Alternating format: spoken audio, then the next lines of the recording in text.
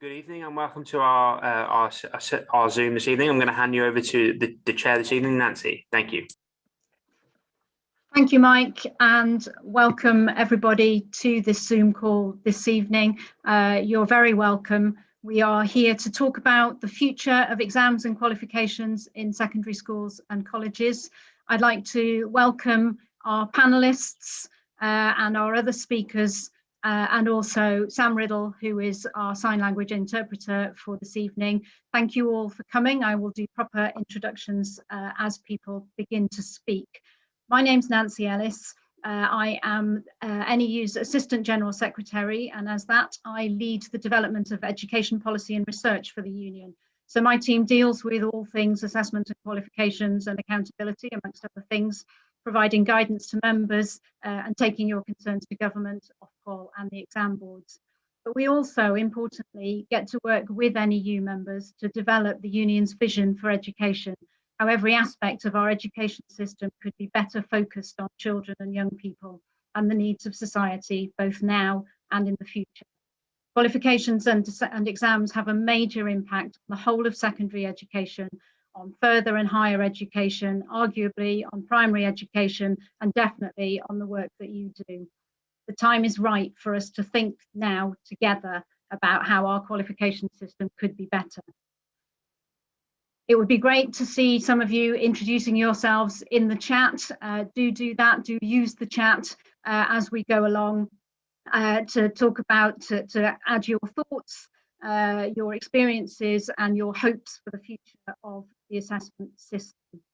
Today, we're introducing you to the Independent Assessment Commission, a new era, which was launched last week, which the NEU is funding, but which is importantly independent of the Union. We have a panel of speakers who will talk about the Commission, the problems it's trying to solve, the way it's working, and how you as NEU members can be involved. We'll then hear from 5 NEU members about their experiences working with young people who are sitting those exams, their views of the current system and how things could change. At the end, there'll be an opportunity for you for us to answer your questions. If you could use the Q&A function for your questions rather than putting them in the chat so that we pick them up from the Q&A function. Thank you very much. Before I introduce you to the panel, we're going to show you a short film that introduces the work of the Assessment Commission. Thank you.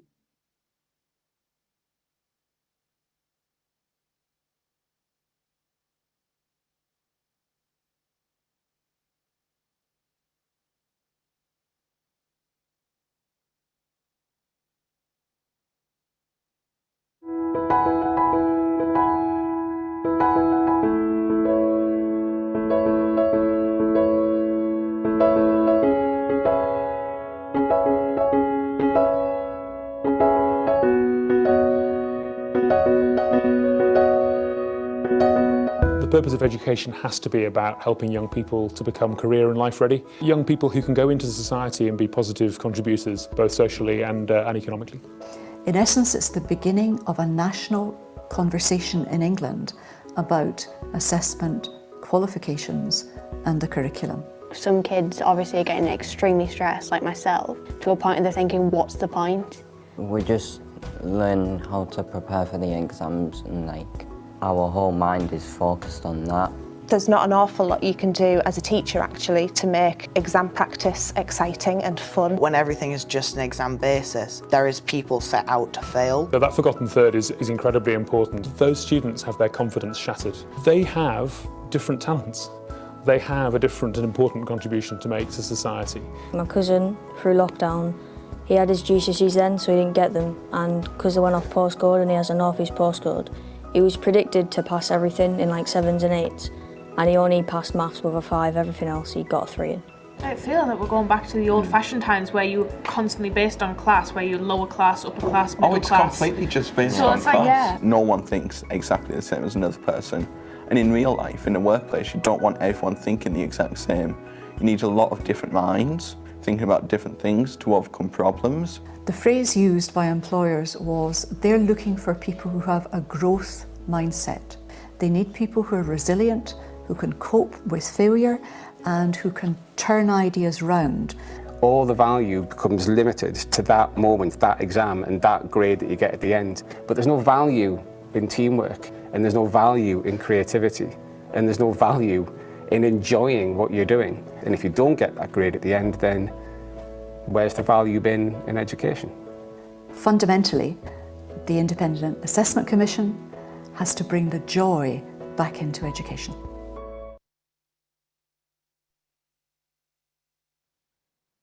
What a great film, and how important to hear the voices of young people in this conversation about exams, and how true, as one of them said, that what society needs instead of conformity is many different minds thinking many different things to overcome problems. That's one of the challenges that our assessment system needs to meet. I'm going to start handing you over to the panel now, and we begin with Professor Louise Hayward. Welcome, Louise. You saw her in the film. Louise is Professor of Educational Assessment and Innovation at the University of Glasgow, and Louise is the Chair of the Independent Assessment Commission. Welcome, Louise. Thank you very much, and I absolutely agree. The young people in that video are absolutely wonderful, so articulate, so clear, and understand so clearly exactly what the system is doing to them and to their colleagues, their friends. So listen, thank you very much for the opportunity to share ideas with you about the Independent Assessment Commission. I feel really privileged to have been asked to chair this work, and in particular to have the opportunity to collaborate with such a wide range of informed, insightful, principled people who all care so deeply about education in England. The Commission's currently collecting evidence to inform thinking about the future of assessment and qualifications, but the case for change is compelling. The Commission's title is A New Era, Equitable, Reliable Assessment. And our task is to design principles that should inform an assessment and qualification system, one that works for everyone. And this is an important aspiration for countries around the world. But before I talk about the Commission, just for a second, let's look at this from a slightly different perspective. If as a country, we wanted to make the equity gap worse, if we wanted to design an unfair, socially divisive, high-stakes assessment system, one that would demotivate students, then what would we do? Well, first of all, we would make sure that the system has a negative impact on people, on their health and well-being, and on their learning. For students, we would create stressful examinations with massive implications for future access to limited places in schools or universities or jobs. And we would give lots of grades because that really ensures that young people who find learning more challenging regress. To have a negative impact on teachers, we would design exams that test only part of the curriculum to ensure that teachers who desperately want doors to stay open for their students narrow the curriculum. Secondly, we would make sure that what we did would have a negative impact on the education system. Now, there's a plethora of evidence to say that all tests and examinations improve, the results improve by rehearsal. So we would only have exams with content that could largely be predicted. Now that would ensure that families who could pay would pay for tutors or agencies to coach their young people, and that would make sure that the poverty-related attainment gap is maintained. We would also judge schools, local and national policy makers as good or bad based on our exam results to make sure that the levels of tension stay high, not just for individuals, but for establishments. We would also make sure that it has a negative impact on culture. So we would encourage over-competition. Individuals to think, well, my grade's better than yours, so that gets me into a great school or a great job or a great university. At the level of the system, we would say, well, our school's results are better than your results.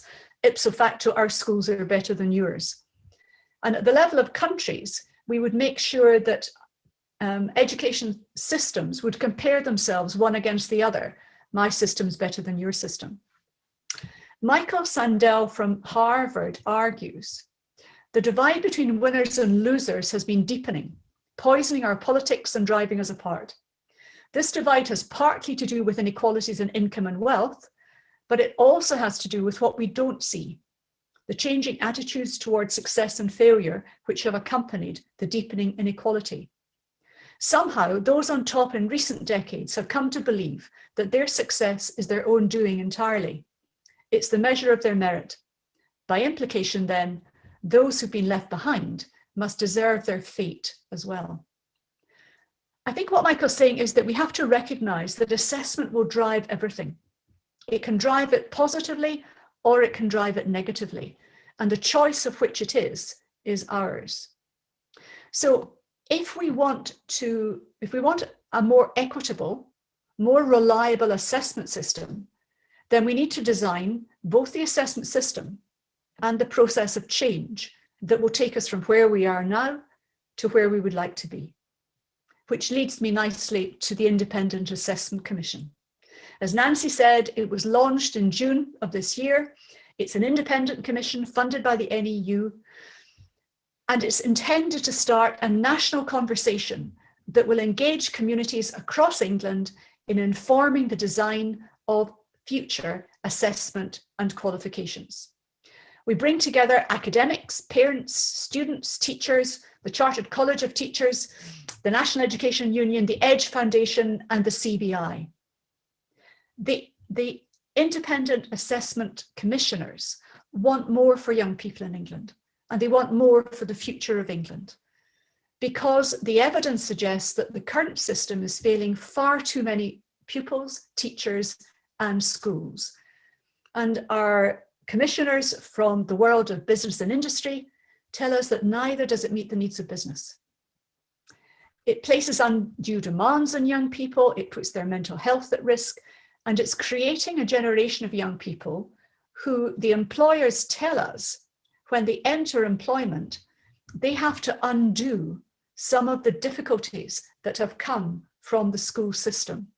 They have young people who aren't used to working together. They're not used to collaborating. They're not used to being asked to be creative. They conform. They, most importantly, that if they encounter a problem in the workplace, they tend to shy away from it. Rather than working collaboratively to try and solve it, they're intimidated by it. And they say that it takes 1 to 2 years to actually have people come through that process. So at present, the IAC, we're gathering information to inform our thinking. We're working with employers, with parents, with policymakers, with practitioners, researchers, students, and professional organisations to develop principles that will underpin a new assessment system, one that is fit for the 21st century. Just now, our commissioners are conducting focus groups, holding discussions with their respective areas of expertise to inform the work of the Commission. And we will use the evidence coming from these discussions to develop principles to underpin a new assessment system in England. We'll produce an interim report during the summer, and the final report and recommendations will be in the autumn. We need you. We need your ideas, we need your experiences, we need your insights. So please contribute to the thinking. Watch the videos, follow us on social media, hold meetings with colleagues in your school or with parents or with young people. Help us to create a better future for all of the young people of England. Bring the joy back into education and use a new era of assessment to do that. Thank you. Thank you, Louise. That's really helpful. I think it was really important you were talking about assessment driving everything, but we can choose whether that's a positive or a negative driver. And I think that's a really important message for us to hear. I'm going to go to Mary Bousted next, please. Mary, of course, is Joint General Secretary of the National Education Union. Thank you, Mary. Thank you, Nancy, and good evening, everyone. And hello, Louise. Hello, Robin. It's lovely to see you, even virtually. So, following up from what Louise said, we've got an assessment system which in England has fallen down now 2 years in a row. Last year, we had the algorithm, and this year, on the 6th of January, Gavin Williamson said in the House of Commons that exams would not go ahead. We all had known that for a long time, and that he would be relying this year on teacher judgment, having denigrated teacher judgment in the support for the algorithm. But I think there's a problem which goes even beyond the clear fragility of the system which COVID has revealed. If in 1976, the then Labour Prime Minister, Jim Callaghan, made a speech on education, he called it a secret garden. If it was a secret garden in 1976, it is no longer. And what COVID has introduced many parents to is a real immersive experience into their children's education, albeit provided remotely. And many have not liked what they have seen. Some of these parental opinions are very well formed. So Dr. Kit Yates, who is senior lecturer in the Department of Mathematical Sciences at the University of Bath, said, having seen his 7-year-old daughter's maths curriculum, that he was shocked by how many different intimidating methods of modelling were introduced so early on in her mathematical learning. In the Guardian report on professional parents' views of what their children are learning, he said, "I've never needed to use them. You don't need to know all those different mental models to do maths." Erin Kelly, a best-selling novelist who teaches creative writing, called the primary English curriculum being taught to a 7-year-old daughter practically Dickensian. She added, "It's not about the content of what they're saying or its effectiveness. It's about labelling every word in a sentence until the idea of language itself is just horrible to children." And there's also been a rebellion by Lucy Kellaway, the well-known late entrant into teaching, the founder of Teach Now, who, after a successful career as financial editor at the Financial Times, became a school teacher, and she wrote about the return to school on the 8th of March. "When I go back to school next week, I will have no choice but to buckle down and teach the GCSE economics exactly as the OCR exam board tells me to. I will immediately tell pupils there are advantages and disadvantages to countries of rising productivity, and that one of the disadvantages is that if one country increases its productivity, then others might follow suit and end up overtaking it. It pains me to teach such bilge. I despise the limited way of thinking that says you need 2 advantages and 2 disadvantages to everything, and that you must structure every 6-point answer the same way. It's stupid, and it bears no relation to the economy."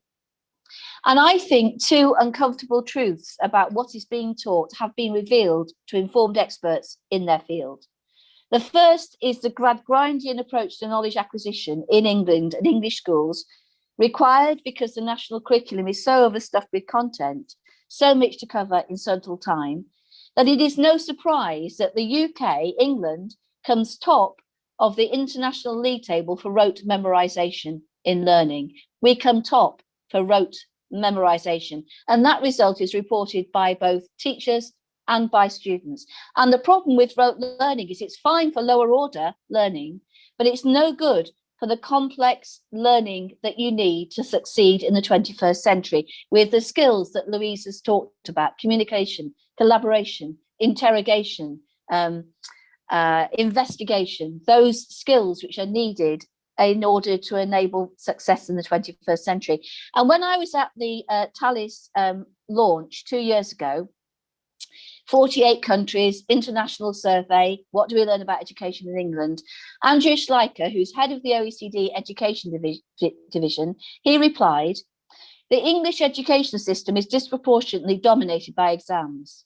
Your children face more exams than nearly any other country. Exams focus on the reproduction of subject knowledge content. So why would teachers invest in cognitive elaboration strategies?" And what he means by cognitive elaboration strategies are learning activities which promote inquiry, investigation, the consideration of evidence, team working and communication. And he is clear, Andrew Schleicher, Director of Education at the OECD, he is clear that not enough of these strategies underpin teaching and learning in English schools, and that this lack of learning in this way is leaving young people, as Louise said, as the CBI said, unprepared for the real world, where collaboration in problem-based learning activities, solving problems in interdisciplinary ways, that is the type of learning that is needed. The other uncomfortable truth is that the route march through content, because of the exam system, actually means that so much of the knowledge we teach in schools, although it's called powerful knowledge, is not powerful at all.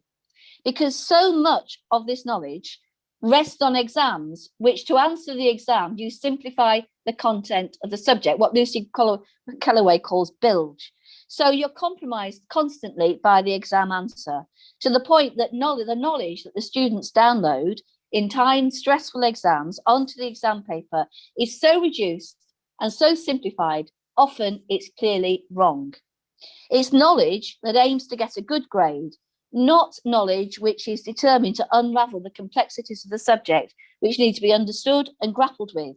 And that's an essential training for the future lives of young people. And as a result, Dr. Kit Yates, the mathematician, said that he spends the first year teaching undergraduates mathematics, undoing the half-truths that they have been fed throughout their school days. And he said, maths can be a really creative subject. I just wish there was time to explore. And the consequences for children and young people are very negative, and they are intensifying. And now we've got right of centre newspapers like the Sunday Times and the Telegraph, previously the defenders of the status quo, becoming more and more anxious. They know the fragility of the current exam system is being ruthlessly exposed. And so we at the NEU are delighted we have the Independent Commission, because we think the time is absolutely right to be asking these questions. And I want to finish with this. Do not think that there is a monolith of opinion in the Conservative Party, because there's a massive row going on in the Conservative Party about the curriculum and about its assessment. You have Robert Halfon, chair of the Education Select Committee, a Tory MP, saying to Nick Gibb that the assessment system is tired and is not producing the skills and abilities which are needed, saying that it is important to prepare young people for the world of work, that you cannot divorce schooling from the life chances of young people. Now, we don't believe that education should just be about the world of work, but my goodness, it's important, isn't it? You can't downgrade the world of work from the outcome of an education system. So we are supporting this independent commission because we don't want to be top of the international league table for rote learning. We don't want to have teachers saying that they can't develop the curriculum or develop teaching strategies. And we want an education system where, of course, knowledge is important. Of course it is. You don't teach skills by not teaching content knowledge. But the thing about knowledge is not how much you know, but it's what you can do with it. And that's where our education system needs to focus. Thank you, Mary. I think you've made a very powerful case for why change needs to happen and why the time for that is now. Thank you very much. Can I remind people on the chat that if you have any questions that you want to put to the panel, please put them in the Q&A box so that we can come to those later. Thank you very much. Let me now introduce to you Robin Bevan. Robin is our NEU National President. He is a head teacher of a secondary school, and he is also, importantly, a member of the Independent Assessment Commission. Thank you, Robin. Thank you very much indeed, Nancy, and it's great to be on the call this evening with so many names that I recognise in the participant list, but also others, NEU members spread all across the country. Thank you so much for joining us. And to be quite honest, this is a pretty tough gig, to be third in line after Professor Louise Hayward and Dr. Mary Bousted is not an easy gap to fill. And what I'm going to do is just start with a few words that appeared in a blog that was published today that I wrote for the Independent Assessment Commission. And please pick this up via Twitter and spread it far and wide. The opening sentence of the blog that was drafted and published today says the following: "The current system of secondary assessment and qualifications has a disproportionate and damaging impact on the provision of education in our schools and colleges." And when you stop and think about that sentence, it's an incredibly strong statement. And the great tragedy of the situation that we're in is that it's a strong and damning statement that has almost universal agreement within the profession. It's very rare to find a school or college leader who thinks that our current system of terminal examinations, with the impact that has on content and taught experience in the classes, it's very rare to find a school or college leader who thinks that actually it's doing more good than harm. Turn it round. Our current assessment system at secondary level doing more harm than good. I want to highlight just a few key points, if I may, that reinforce the messages from Louise and from Mary. The first is, and I think this is an important message that has to kind of ripple through everything we're saying, that looking to revise, improve, and develop our assessment approach is not a dilution of academic standards. Let's be quite clear.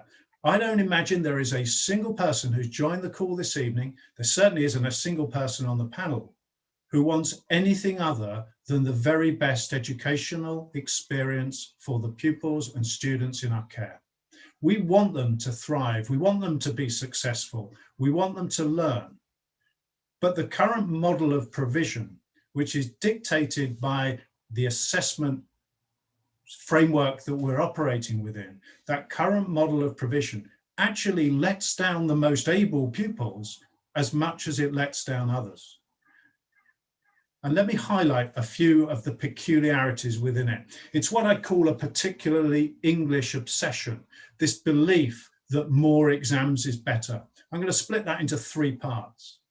First of all, we've got this very odd idea that the more qualifications a student completes, the more able or the better their education.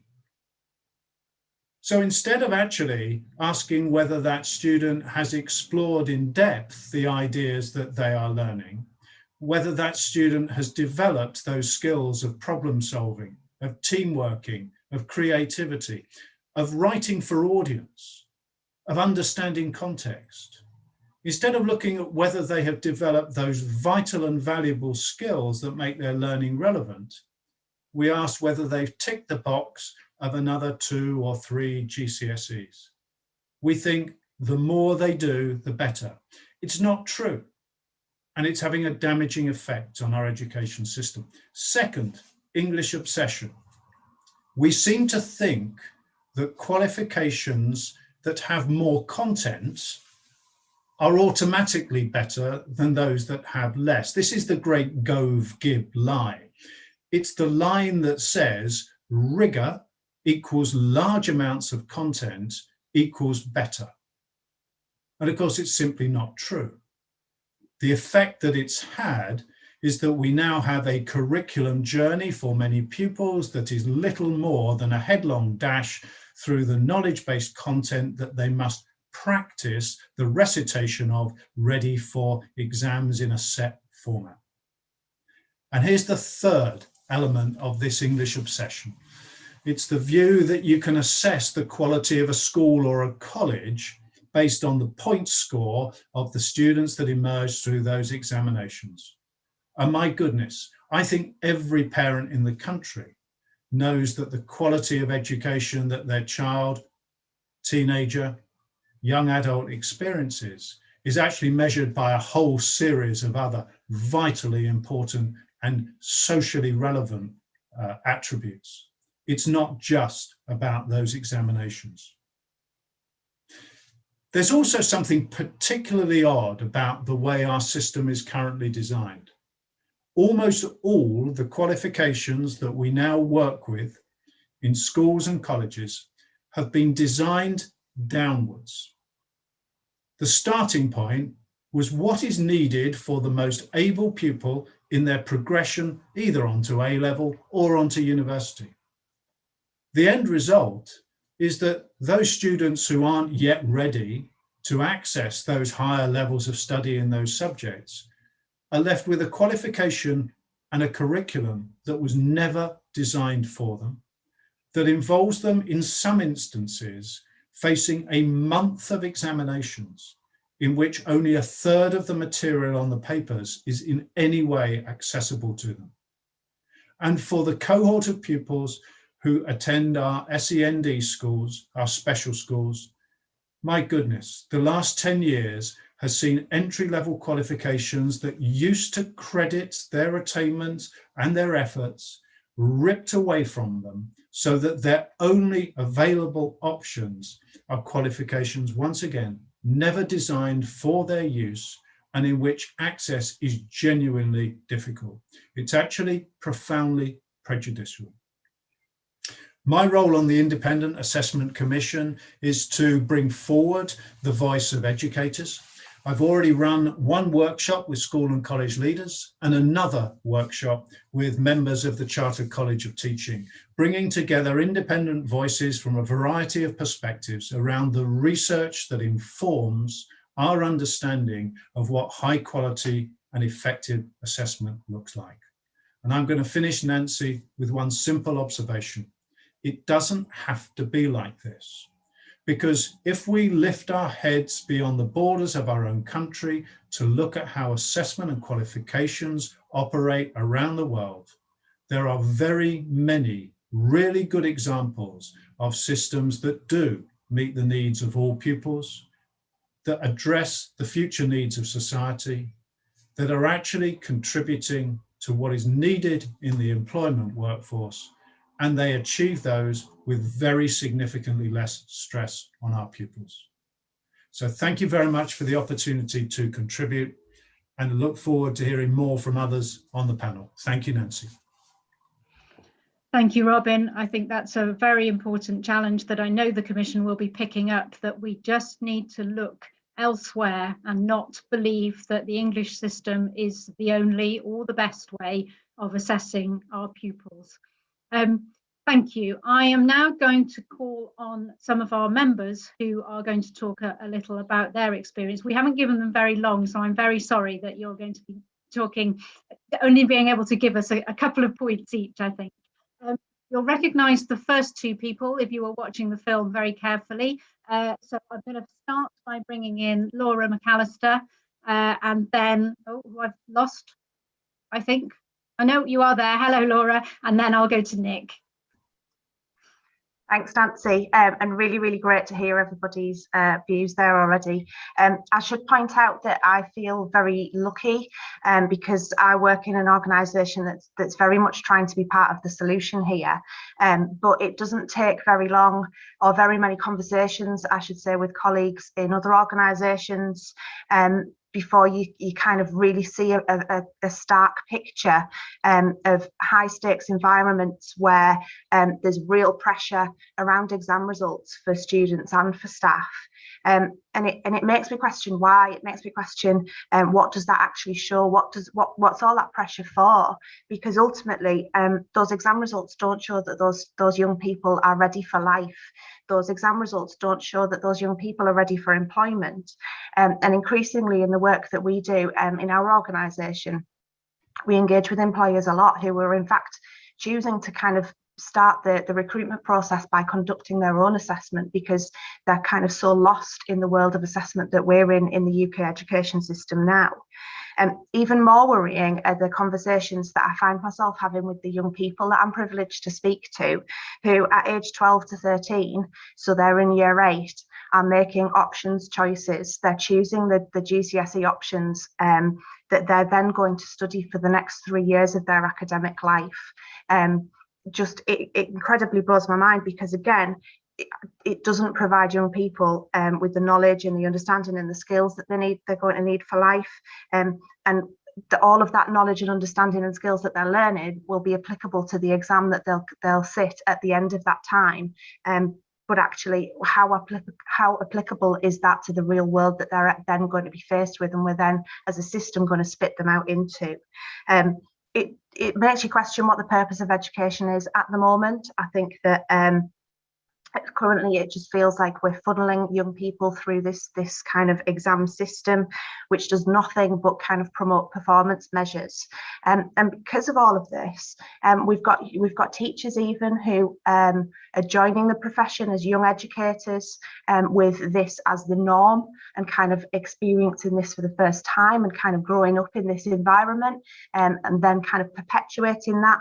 But equally, we've got experienced educators who are so entrenched in this system system now that they've forgotten what they came into this for. And it makes change really, really challenging. It makes going about having these conversations very, very tough. But it is possible, and it reassures me that there are organisations who, almost in spite of our education system and in spite of our assessment system, are leading the way in the UK. They are kind of promoting skills-based, project-based, inquiry-led learning, and they're developing young people who are really, really life and career ready as a result of that. So I'm really, really pleased to, as embarrassing as it was to have been involved in that video, but to be part of this conversation and to kind of promote this work. And I'll be sharing as much as I can on Twitter. Thank you, Laura. That's really positive stuff. Thank you. I'm going to go straight to Nick. Thank you, Nick Jones. Thank you all very much. And I'll quickly echo what Laura was saying about I feel very lucky to be where I am. Laura's my boss, so I'm not just saying that because she's my boss. I also share that pleasure. Just to kind of build on very briefly what Robin said before, if the outcome of education kind of determines the purpose, then I think we've got a real crisis on our hands here, which I don't think will be a surprise to anyone on this call, because basically what we're saying is that the purpose of education is to get forwards in some stuff, not to care about that stuff, not to have an interest in that stuff, not to explore that stuff, not to develop curiosity in that stuff, not to branch out in areas that nobody ever really expected, and to be supported in that and use the education system to really create some innovative thinkers and some leaders and some just generally quite entertaining people. We're saying, no, just get that phone stuff. That is bad on its own, but what, of course, as we know, makes it even worse is that for some of these kids, they're told at the end of year 6 that they're not going to get 4 because they've done their SATs. You're not going to get 4. Therefore, you've got another 5 years of education, which is pointless for you. You'll fail, yeah? You're going to fail all the way through. So it's not surprising that we have an awful lot of kids who have enormous potential in so many ways, shut down, and they're not interested anymore in developing all of the things that they could be doing and exploring, and they're not even able, for a lot of them, unless they are particularly stubborn, and they are my favorite ones, to say, no, you're wrong, I can do this, I am better than this, that was one bad day and I will not be judged by that. But the whole system stops that happening because we become absolutely obsessed with that day at the end and that idea of a 4. And so what my hope is, and what I'm really excited about this commission, is because we do get to re-examine that purpose of education and to decide, well, is the point of education to enthuse and to allow that curiosity and to create people who are critical of the world and excited by the world and want to change the world? Or are we just creating people who are at the moment slightly cheaper than robots? Because in a few years, they will not be slightly cheaper than robots. And then that inequality and that divide grows even further. So I just want to thank you all as well for your time, and I'm really excited and happy to help in any way that I can. That's great. Thank you very much, Nick. I'm now going to come to Rafia Hussain. Thank you, Rafia.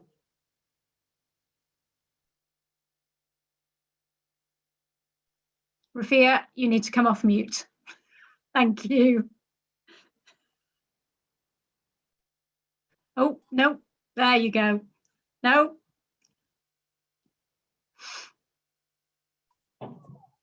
Now? There you are. Yep, you're there now. Thank you very much. It's the nerves. Okay, I don't think we needed a crystal ball to predict the exam fiasco that we had last year. This is exactly what happens when responsible people and organisations fail to create a system that works.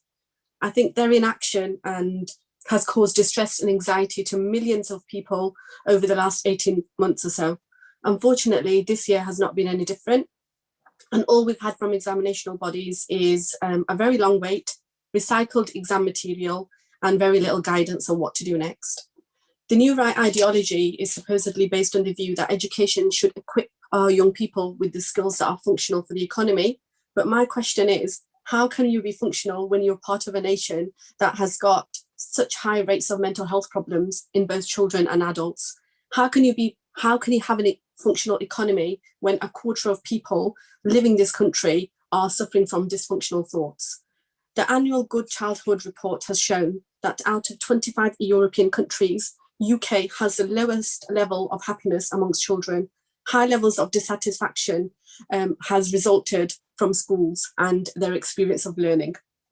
Social mobility is one of the lowest, and 1/3 of children in our classrooms are living in poverty.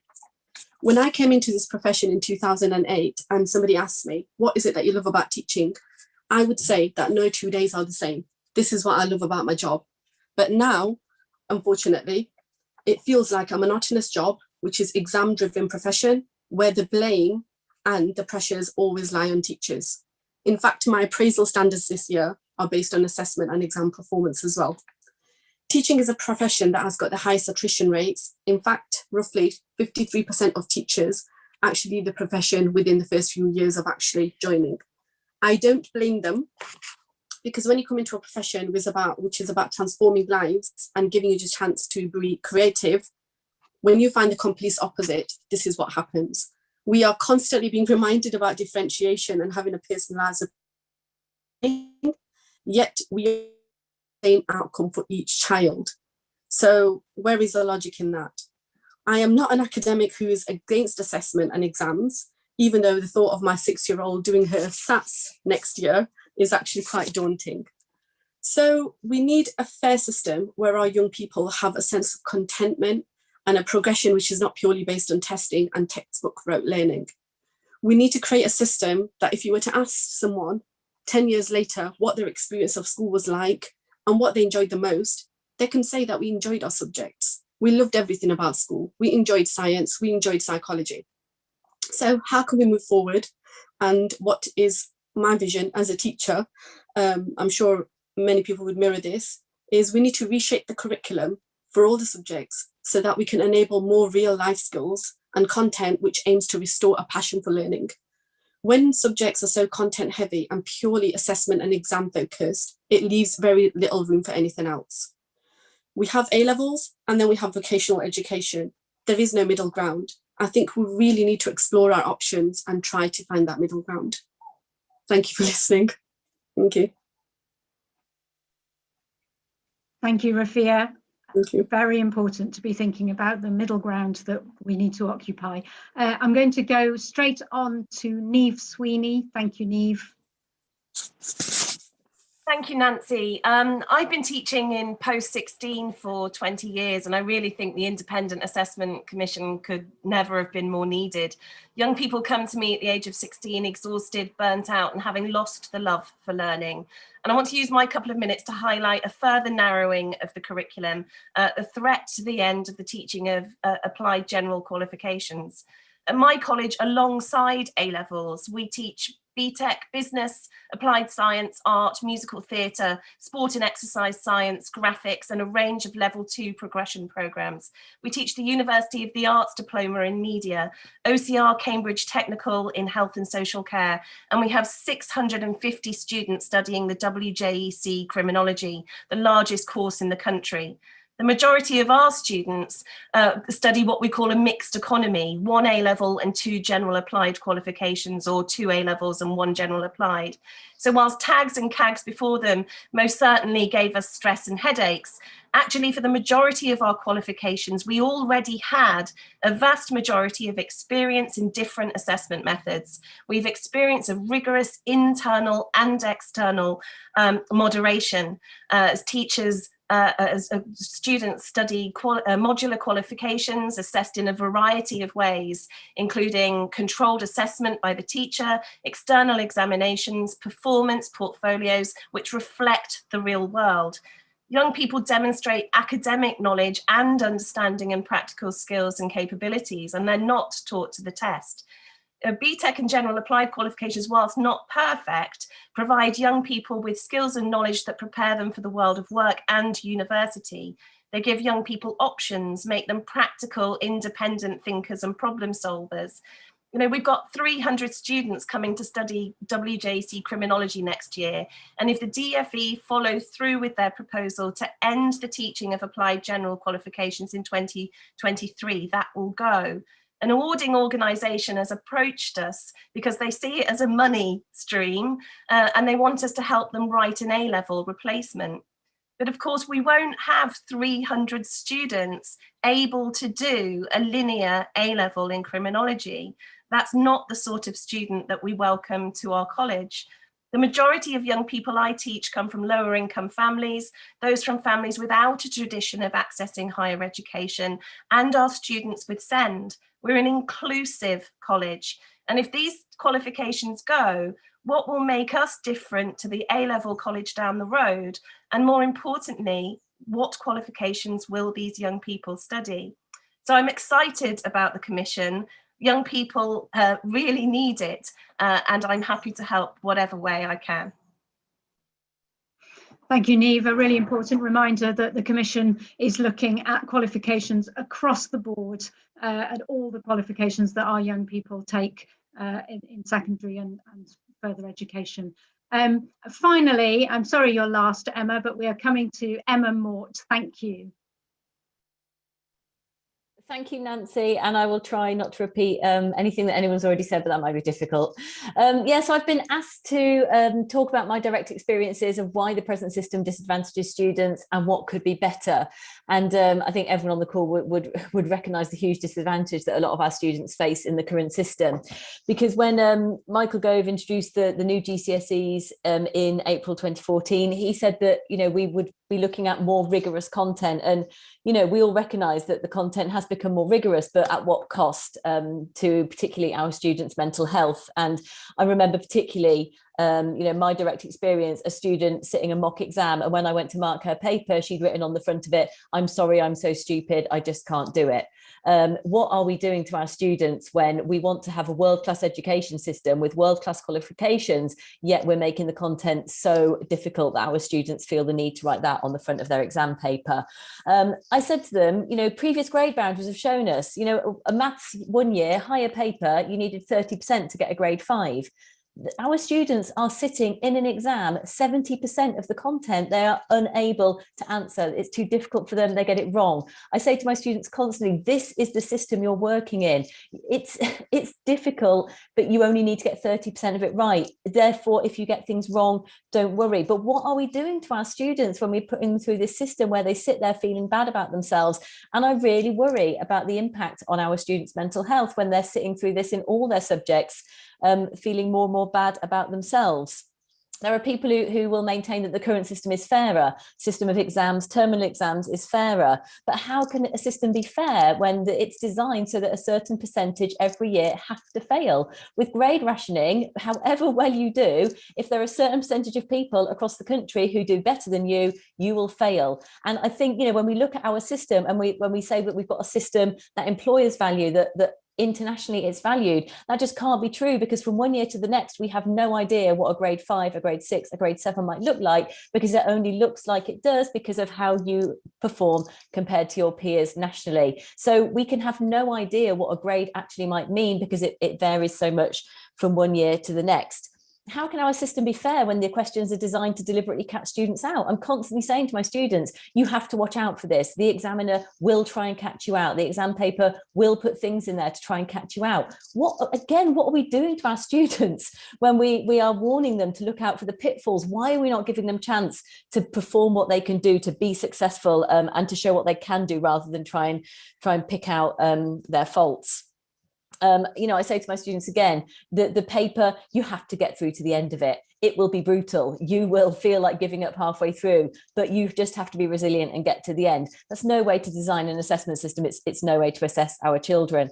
So I'm really excited to be part of this as well. The national conversation that was mentioned at the beginning, we desperately need a national conversation. We need to be talking across the board, everyone invested. What are we assessing our children for? What are we educating our children for? And how can we build a system that truly celebrates our children, our young people, and truly gives everybody a chance to shine? And that's a conversation that's long overdue and very, very badly needed. Thanks so much for including me. Thank you, Emma. I think that's a really important place to end this contribution, with the idea of a system that celebrates what children and young people can do, rather than one that is aimed at catching them out and failing them. That's been brilliant. Thank you so much to all of those presenters for what they've said to us today, for the work that you do for the NEU, and for the work that you do day in, day out for your students in your schools and colleges. We've got about 10 minutes for questions, and we have a few questions that I'm now going to put to the panel. I'm going to batch them into 2 batches to see if we can get through all of them in the time. So the first question I'm going to is from Pippa Dowswell, who is asking, I think we know that the case for change is proven, but how can we persuade our current government to change tack on education? How could we get the proposals of the Commission implemented? There's a second question from Anne-Marie Dawes, who is asking whether the Commission will be considering the place and the value of GCSEs, given that most students are expected to continue in education in some form until they're at least 18. And a third question from Philip East: how do we move away from the widely held view that exams are the best and only method of reliable assessment? We need to look at the teachers being trusted to make professional judgments. How do we move towards that from the system that we already have? Can I ask Louise to have a go at those questions first, and then I'll bring in Mary and Robin, sorry. Okay, thank you, Nancy, and thank you, colleagues, for these really, really interesting issues and very important issues that you're raising. I think, and as you would expect, there are no easy answers to any of these, but I think there are some principles that we can follow. The first principle is that when we say that it's an inclusive conversation, it has to be an inclusive conversation. So it's a conversation that includes people no matter what their perspective, because you either bring people into the conversation and you work with them to find a solution that everyone can live with, or they become part of the problem. So I think that this is an occasion when we really have to reach out to all communities and to bring them in as far as we can to the conversation, recognizing that people will have different views. And I think that the other part of that is that there is such evidence. And so rather than engaging in conversations, this is my view, this is your view, then it's saying, what is it that as a society England wants to become? And having a conversation around that in terms of educationally, socially, economically. Then the step beyond that is, so what kind of education system and what kind of curriculum is likely to serve the needs of creating these citizens of the 21st century, the kind of society of which we would all like to be part?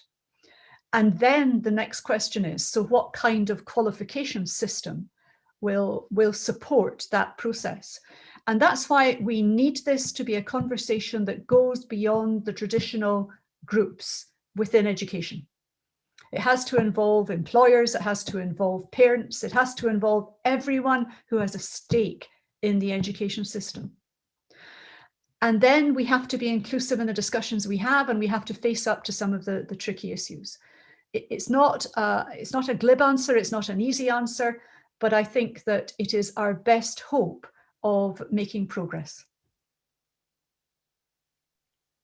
Thank you, Louise. Mary, did you want to come in?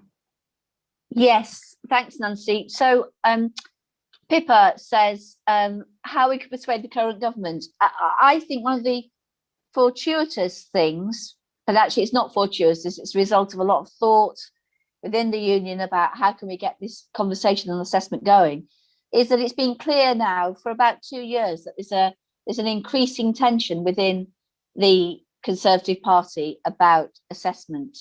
So the One Nation group of Conservative MPs, which is the largest grouping, produced a paper. They produced 2 papers recently saying that GCSEs and A-levels should be abolished. There should be a baccalaureate qualification with a mixture of academic and vocational routes with English and maths for everyone up to 18, and that SAT should be abolished.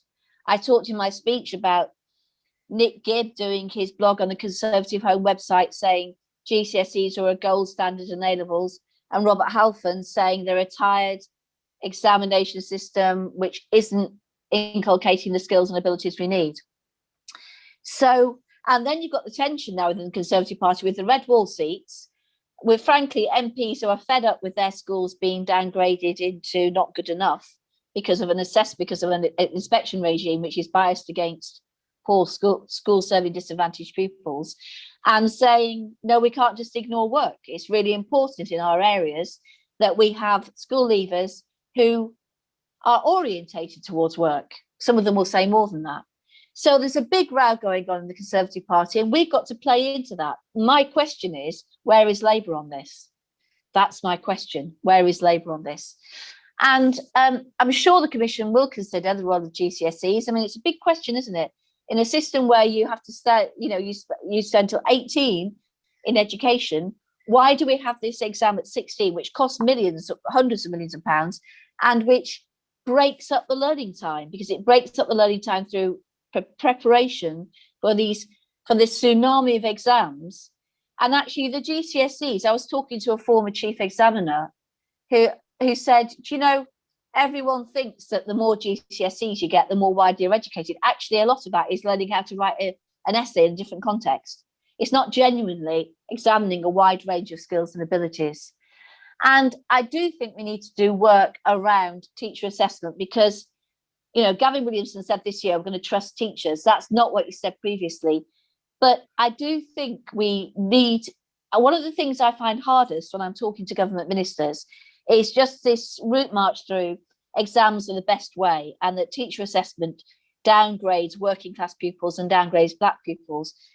The research is that that doesn't need to be the case. And if we put the effort and the resources into training teachers to do assessment well, then their assessments will be better than exam assessment. Ofpol did a piece of research about 3 years ago, taking an English literature GCSE paper, and there was only a 40% chance of the same exam paper being given the same grade by two examiners. When you're examining art subjects, it's highly subjective. Now, do you want that down to what a kid does on a day, or do you want that down to a grounded, evidence-based articulation of an accumulation of the teacher's knowledge of that pupil's abilities over a period of time, moderated and safeguarded through moderation and through the teacher knowing what they're looking for when they're assessing? I think the latter has to be there.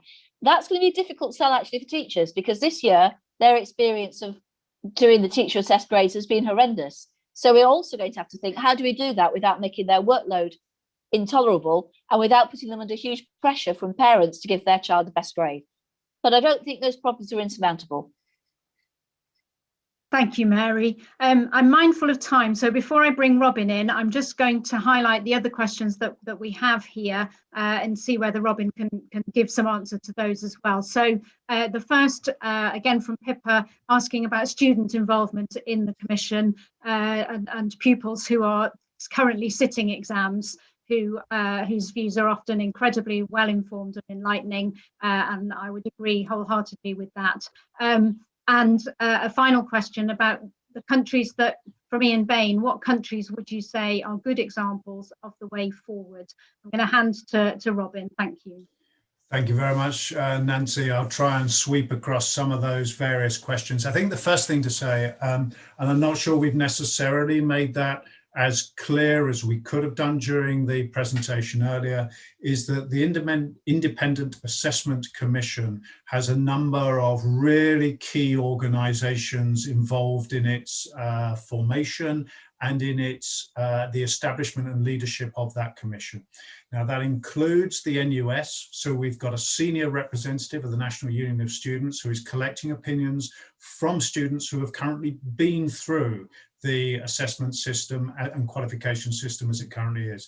I think it's Salsabil, who's currently the National Vice President of NUS, is representing that. Picking up on one of the comments that's come through to the panelists on the chat, it's only visible to the panelists, but our good friend Sam McKindy has pointed out issues around equality and inclusion. And Sam, you'll be encouraged to hear that Professor Vinnie Lander, who is at Leeds Beckett University. She is the Director of Centre for Race, Education and Decoloniality. I always struggle with that word. I don't struggle with the idea, I struggle with that word.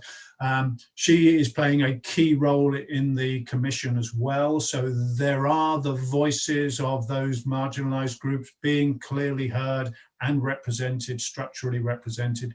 And also in terms of the question about how do we gain political traction, Mary's talked about that in terms of political parties, but a very big part of this as well is getting the parental voice in there. And we've got the parental voice very strongly represented within the commission as well through Parentkind. So it is a case of building and combining those different voices. There's a question about reliable forms of assessment.